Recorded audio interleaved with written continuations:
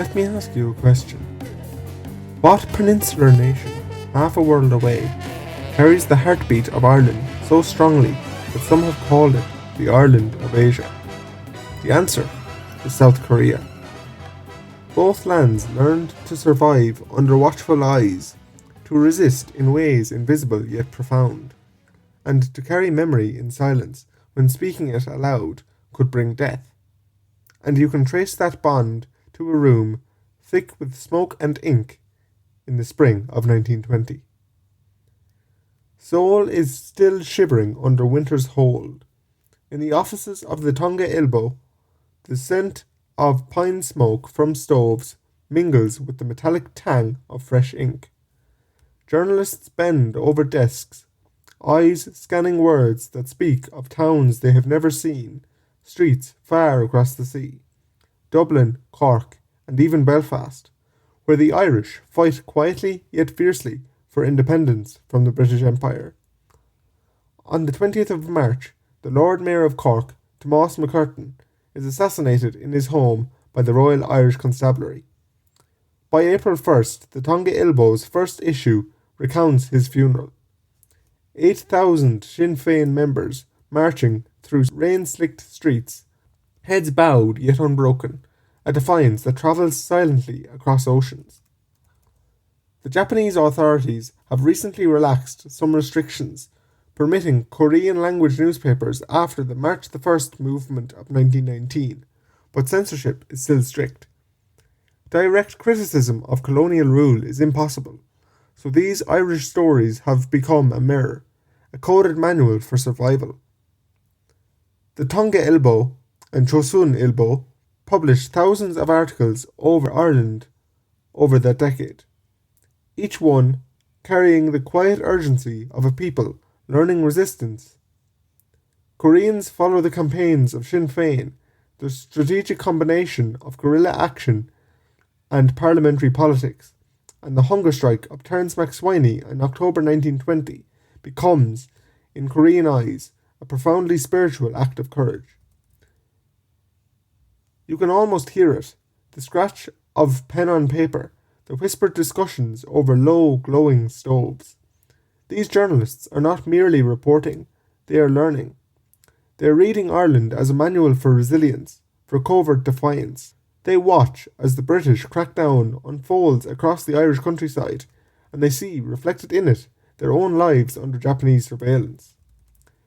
They note the subtle interplay of non-violent resistance and calculated militancy, the way Sinn Féin combines parliamentary manoeuvres with IRA strategy. They absorb it not as spectators, but as students of survival.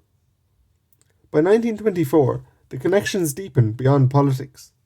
Kim Woo-jin, studying in Tokyo, translates Padraig Colum's The History of Irish Poetry into Japanese.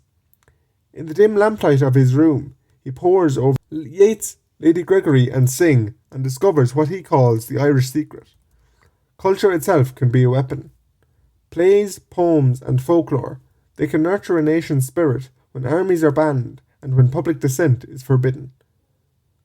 The translations circulate quietly among Korean intellectuals, inspiring essays, debates, and the subtle cultivation of a national identity that cannot yet speak its own name aloud. Meanwhile, in Ireland, the world is changing fast. Cities vibrate with the noise of revolution, the rumble of arms, the whispers of strategy, and the letters sent to allies abroad. When Koreans read about the assassination of Tomás Lord Mayor of Cork, and the subsequent hunger strike of Terence MacSwiney, they do not read it simply as news. They read it as a guide to moral courage, a spiritual demonstration of the power self-sacrifice has in the face of overwhelming force. One writer notes, "Though I am unable to pray in the form with the Irish people, my sincerity imitates their sincerity." That line travels silently across oceans, bridging two peoples under occupation, separated by thousands of miles, yet united in principle. And so, the 1920s unfold like a whispered dialogue. Korean intellectuals study Sinn Féin as a model, how guerrilla action works hand in hand with parliamentary strategy, how culture reinforces courage, how coded commentary can slip past the censor's gaze. In Tokyo, Kim Woo-jin's translations are read alongside English texts about Ireland. Students and scholars, forbidden to voice criticism directly, learn to critique indirectly. Each poem, each article, a lesson in subversive thinking. Decades later, war erupts again. This time, Korea itself becomes the battlefield, the frozen hills and valleys of the peninsula a staging ground for a conflict that will draw in soldiers from across the globe. Thousands of Irishmen, many serving in the British Army, find themselves, in the winter of 1951, holding the rearguard at the Battle of Happy Valley during the chaotic retreat. The air bites with temperatures plunging 20 to 30 below zero.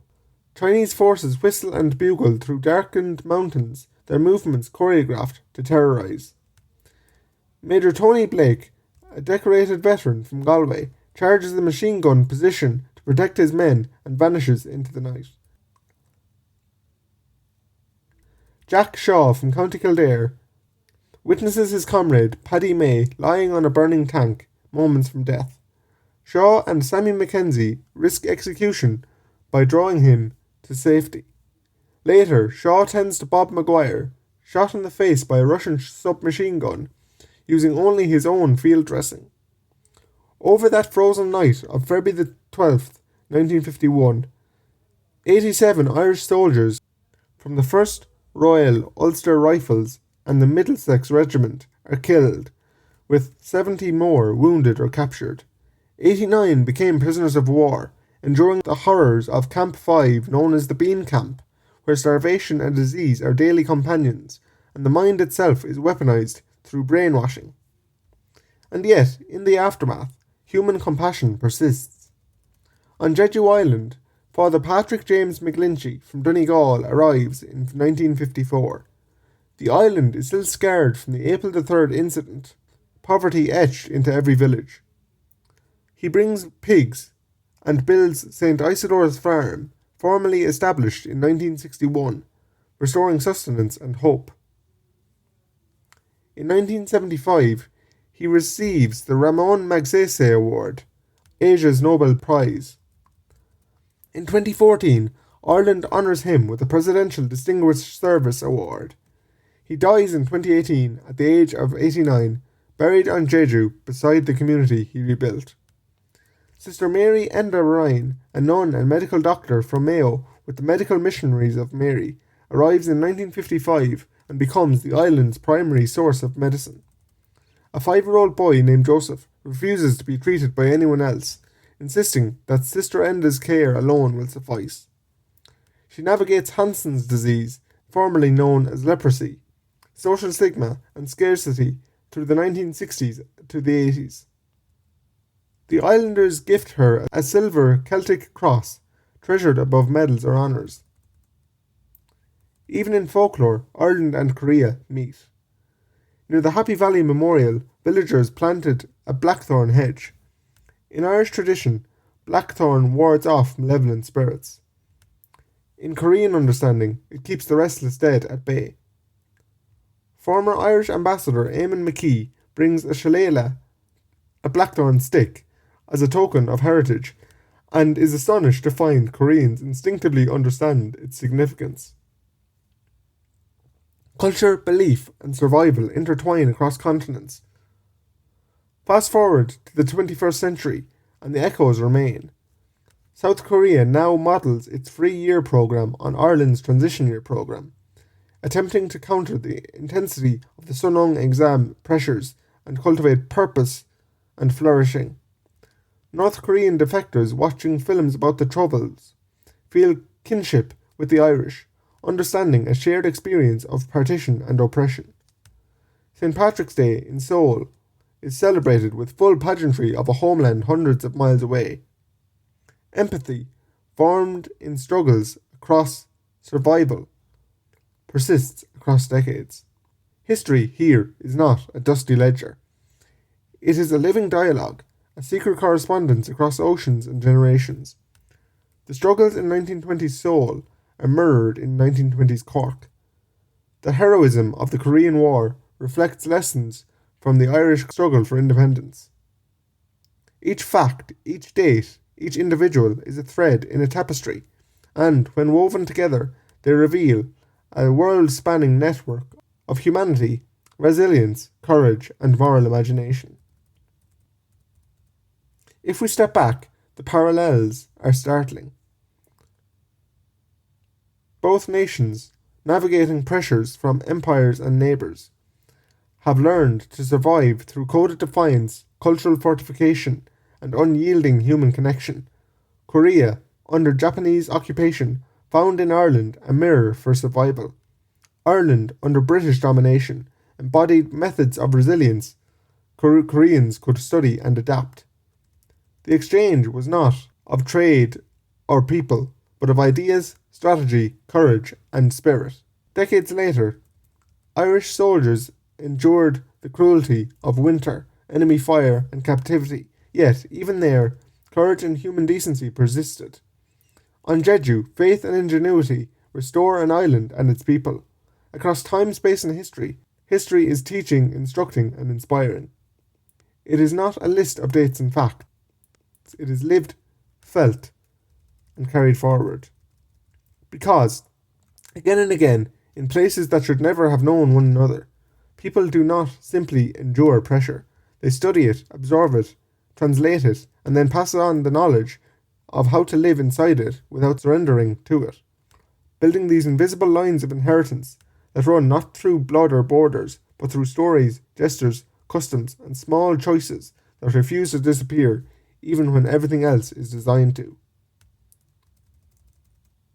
The relationship between Ireland and South Korea reveals resistance learned from afar, from watching when ground shifts. Thank you for listening to the History and Heritage podcast. I've been Liam Blake, and if you like this content, please subscribe and follow @Liam Blake Podcaster on Instagram. Thank you and goodbye.